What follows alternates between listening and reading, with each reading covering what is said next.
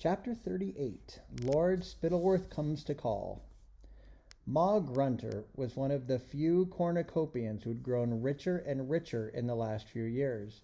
She'd crammed her hovel with children and babies until the place was at bursting point, then demanded gold from the two lords who now ruled the kingdom to enlarge her tumble-down house.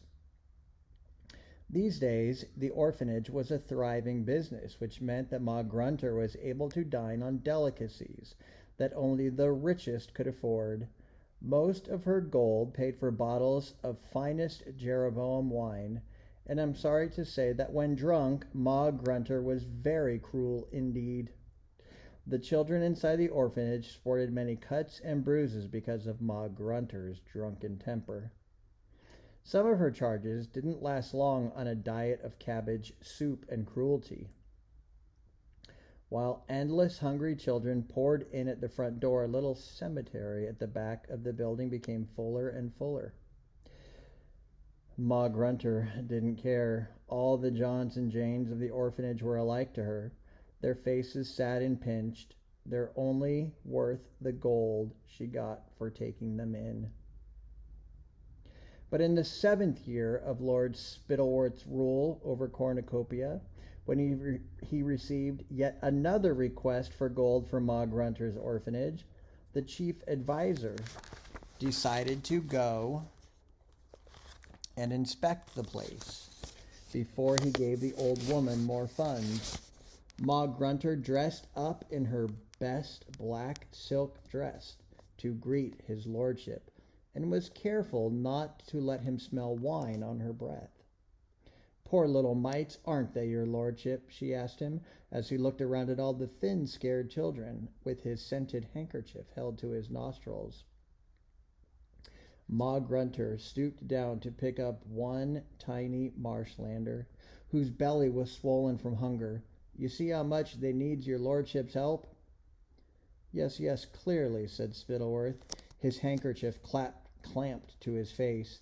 He didn't like children, especially children as dirty as these, but he knew many cornucopians were stupidly fond of brats, so it was his idea to let too many of them die. "Very well, further funds are approved, Ma Grunter." As he turned to leave, the Lord noticed a pale girl standing beside the door, holding a baby in each arm. She wore patched coveralls, which had been let out and lengthened. There was something about the girl that set her apart from the other children. Spittleworth even had the strange notion that he'd seen somebody like her before. Unlike the other brats, she didn't seem at all impressed by his sweeping chief advisor's robes, nor by the jangling medals he'd awarded himself for being regimental colonel of the Ickabog Defense Brigade. "What's your name, girl?" Spittleworth asked, halting beside Daisy and lowering his scented handkerchief. "Jane, my lord. We're all called Jane here, you know," said Daisy, examining Spittleworth with cool, serious eyes. She remembered him from the palace courtyard where she'd once played, how he and Flapoon would scare the children into silence as they walked past, scowling. "Why don't you curtsy? I am the king's chief advisor." "A chief advisor isn't the king," said the girl. "What's she saying?" croaked Ma Grunter, hobbling over to see that Daisy wasn't making trouble. Of all the children in her orphanage, Daisy Dovetail was the one Ma Grunter liked least. The girl's spirit had never quite been broken, although Ma Grunter had tried her hardest to do it. "What are you saying, ugly Jane?" she asked. Daisy wasn't ugly in the slightest, but this name was one of the ways Ma Grunter tried to break her spirit. "She's explaining why she doesn't curtsy to me," said Spittleworth, still staring into Daisy's dark eyes and wondering where he'd seen them before. In fact, he'd seen them in the face of the carpenter he visited regularly in the dungeons, but as Mr. Dovetail was now quite insane with long white hair and beard, and this girl looked intelligent and calm, Spittleworth didn't make the connection between them. Ugly Jane's always been impertinent, said Ma Grunter, inwardly vowing to punish Daisy as soon as Lord Spittleworth had gone. One of these days, I'll turn her out, my lord, and she can see how she likes begging on the streets instead of sheltering under my roof and eating my food. How I'd miss cabbage soup, said Daisy in a cold, hard voice. Did you know that's what we eat here, my lord? Cabbage soup 3 times a day. Very nourishing, I'm sure, said Lord Spittleworth. Though sometimes, as a special treat, said Daisy, we get orphanage cakes. Do you know what those are, my lord? No, said Spittleworth against his will. There was something about this girl. What was it? They're made of spoiled ingredients, said Daisy, her dark eyes boring into his. Bad eggs, moldy flour, scraps of things that have been in the cupboard too long. People haven't got any other food to spare for us, so they mix up the things they don't want and leave them on the front steps. Sometimes the orphanage cakes make the children sick, but they eat them anyway because they're so hungry. Spittleworth wasn't really listening to Daisy's words, but to her accent. Though she'd now spent so long in Jeroboam, her voice still carried traces of Chauville. Where do you come from, girl? He asked. The other children had fallen silent now, all of them watching the Lord talking to Daisy.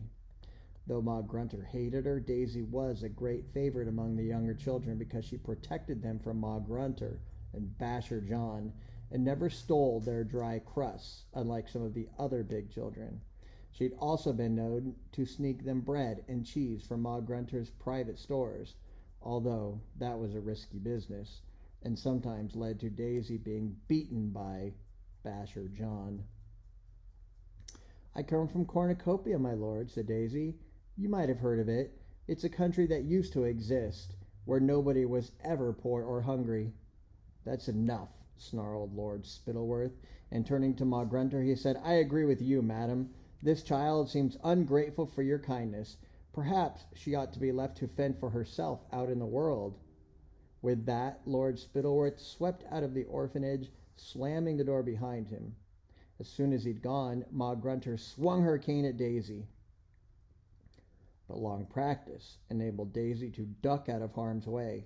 The old woman shuffled away, swishing her cane before her, making all the little ones scatter, then slammed the door of her comfortable parlor behind her. The children heard the popping of a cork. Later, after they'd climbed into their neighboring beds at night, Martha suddenly said to Daisy, You know, Daisy, it isn't true what you said to the chief advisor. Which bit, Martha? Whispered Daisy. It isn't true that everyone was well-fed and happy in the old days. My family never had enough in the marshlands. I'm sorry, said Daisy quietly. I forgot. Of course, sighed the sleepy Martha. The Ickabog kept stealing our sheep. Daisy wriggled deeper under her thin blanket, trying to keep warm. In all their time together, she'd never managed to convince Martha that the Ickabog was not real. Tonight, though, Daisy wished that she too believed in a monster in the marsh, rather than in the human wickedness she'd seen staring out of Lord Spittleworth's eyes. Chapter 39, Bert and the Ickabog Defense Brigade.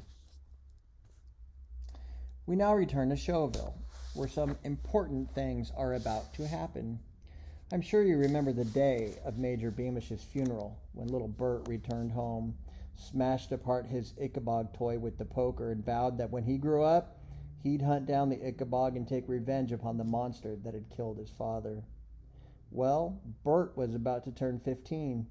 This might not seem very old to you, but in those days it was big enough to become a soldier, and Bert had heard that the brigade was expanding. So one Monday morning, without telling his mother what he was planning, Bert set off from their little cottage at the usual time. But instead of going to school, he stuffed his school books into the garden hedge where he could retrieve them later, then headed for the palace, where he intended to apply to join the brigade. Under his shirt for luck, he wore the silver medal his father had won for outstanding bravery against the Ickabog. Bert hadn't gone far when he saw a commotion ahead of him in the road. A small crowd was clustered around a mail coach. As he was far too busy trying to think of good answers to the questions Major Roach was sure to ask him, Bert walked past the mail coach without paying much attention. What Bert did not realize was that the arrival of the mail coach was going to have some very important consequences, which would send him on a dangerous adventure. Let's allow Bert to walk on without us for a moment or two, so I can tell you about the coach. Ever since Lady Islanda had informed King Fred that Cornucopia was unhappy about the Ickabog tax, Spittleworth and Flapoon had taken steps to make sure he never heard news from outside the capital again. As Chauville remained quite rich and bustling, the king, who never left the capital anymore, assumed the rest of the country must be the same. In fact, the other cornucopian cities were all full of beggars and boarded up shops, because the two lords and Roach had stolen so much gold from the people. To ensure the king never got wind of all this, Lord Spittleworth, who read all the king's mail in any case, had hired gangs of highwaymen lately to stop any letters entering Chauville. The only people who knew this were Major Roach, because he'd hired the highwayman, and Cankerby, the footman, who'd been lurking outside the guard's room door when the plan was hatched. Spittleworth's plan had worked well so far, but today, just before dawn, some of the highwaymen had bungled the job. They'd ambushed the coach as usual, dragging the poor driver from his seat, but before they could steal the mail sacks, the frightened horses had bolted. When the highwaymen fired their guns after the horses, they merely galloped all the faster, so that the mail coach soon entered Chauville, where it careered through the streets, finally coming to rest in the city within the city. There, a blacksmith succeeded in seizing the reins and bringing the horses to a halt. Soon, the servants of the king were tearing open long-awaited letters from their families in the north. We'll find out more about those letters later, because it's now time to rejoin Bert, who just reached the palace gates. Please, Bert said to the guard, I want to join the Ickabog Defense Brigade. The guard took Bert's name and told him to wait, then carried the message to Major Roach. However, when he reached the door of the guard's room, the soldier paused, because he could hear shouting. He knocked, and the voices fell silent at once. Enter, barked Roach. The guard obeyed, and found himself face to face with 3 men. Major Roach, who looked extremely angry, Lord Flapoon, whose face was scarlet above his striped silk dressing gown, and Cankerby, the footman, who, with his usual good timing, had been walking to work when the mail coach came galloping into town and had hastened to tell Flapoon that letters had managed to make their way past the highwaymen. On hearing the news, Flapoon had stormed downstairs from his bedroom into the guard's room to blame Roach for the highwaymen's failure, and a shouting match erupted. Neither man wanted to be blamed by Spittleworth when he returned from his inspection of Ma Grunters and heard what happened. Major, said the soldier, saluting both men, there's a boy at the gate. Name of Bert Beamish. Wants to know if he can join the Ickabog Defense Brigade. Tell him to go away, barked Flapoon. We're busy. Do not tell the Beamish boy to go away, snapped Roach. Bring him to me immediately. Cankerby, leave us. I was hoping, began Cankerby in his weaselly way, that you gentlemen might want to reward me for... Any idiot can see a mail coach speed past him, said Flapoon. If you'd wanted a reward, you should have hopped on board and driven it straight back out of the city again. So the disappointed footman slunk out, and the guard went to fetch Bert. What are you bothering with this boy for? Flapoon demanded of Roach once they were alone. We have to solve this problem of the mail. He isn't just a boy, said Birch. He's the son of a national hero. You remember Major Beamish, my lord. You shot him. All right, all right. There's no need to go on about it, said Flapoon irritably. We've all made a tiny bit of gold out of it, haven't we? What do you suppose the son wants? Compensation? But before Major Roach could answer, in walked Bert, looking nervous and eager. Good morning, Beamish, said Major Roach, who'd known Bert for a long time because of his friendship with Roderick. What can I do for you? Please, Major, said Bert. Please. I want to join the Ickabog Defense Brigade. I heard you're needing more men. Ah, said Major Roach, I see. What makes you want to do that? I want to kill the monster that killed my father, said Bert. There was a short silence, in which Major Roach wished he was as good as Lord Spittleworth at thinking up lies and excuses.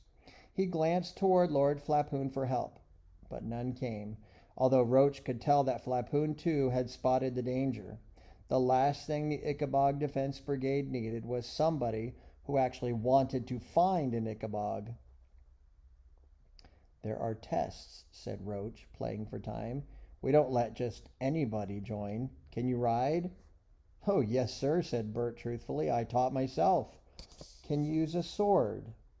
I'm sure I could pick it up fast enough, said Bert. Can you shoot? Yes, sir. I can hit a bottle from the end of the paddock. Said Roach. Yes, but the problem is, Beamish, you see, the problem is, you might be too foolish, said Flapoon cruelly. He wanted this boy gone, so that he and Roach could think of a solution to the problem of the mail coach. Bert's face flooded with color. What? Your schoolmistress told me, teacher, lied Flapoon. He'd never spoken to the schoolmistress in his life. She says you're a bit of a dunce.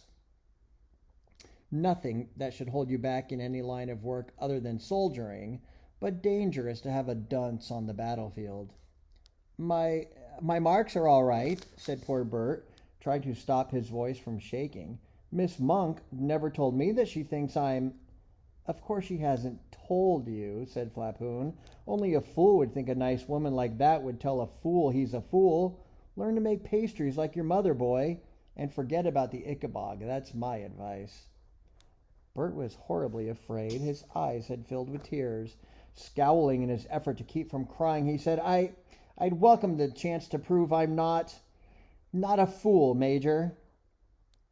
Roach wouldn't have put matters as rudely as Flapoon, but after all, the important thing was to stop the boy joining the brigade, so Roach said, Sorry, Beamish, I don't think you're cut out for soldiering. However, as Lord Flapoon suggests... Thank you for your time, Major, said Bert in a rush. I'm sorry to have troubled you. And with a low bow, he left the guard's room. Once outside, Bert broke into a run. He felt very small and humiliated.